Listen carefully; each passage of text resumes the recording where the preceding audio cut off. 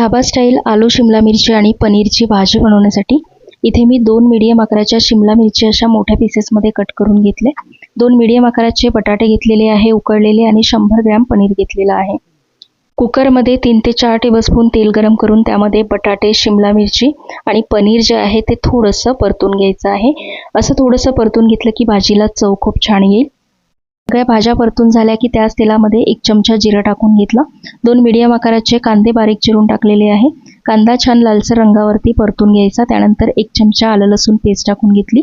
आलं लसूण पेस्ट परतून झाले की कोरडे मसाले टाकायचे। तिखट, मीठ, हळद, धने पावडर आणि कसुरी मेथी टाकून घेतलेली आहे। व्यवस्थित परतून घ्यायचं आणि त्यानंतर 2 मीडियम आकाराच्या टोमॅटोची प्युरी इथे टाकून घेतलेली आहे। आता हा सगळा मसाला छान तेल सुटतपर्यंत परतून घ्यायचा आहे आणि त्यानंतर बटाटे आणि शिमला मिरची यामध्ये टाकून घ्यायचं। व्यवस्थित मसाल्यामध्ये हे सगळं मिक्स करून घ्यायचं। पनीर यामध्ये नंतर टाकायचं आहे। त्यानंतर भाजीला पाणी टाकायचं। अर्धा ते पाऊण कप पाणी टाकून घेतलं। व्यवस्थित मिक्स करून घ्यायचं। अर्धा चमचा गरम मसाला टाकून घेतला। भाजीला एक उकळी आली की कुकरचं झाकण लावून 1 शिट्टी काढून घ्यायची। कुकरची 1 शिट्टी झाली की गॅस बंद करून घ्यायचा आणि कुकर थंड करून घ्यायचा आहे। भाजी आपण चेक करून घेऊया। भाजी तयार झालेली आहे। आता पुन्हा एकदा गॅस चालू करून घ्यायचा। तळलेलं पनीर यामध्ये टाकून घ्यायचं आणि सगळ्यात शेवटी 2 चमचे घरची दुधावरची साय टाकून घ्यायची आहे। एक उकळी आणून घ्यायची भाजीला।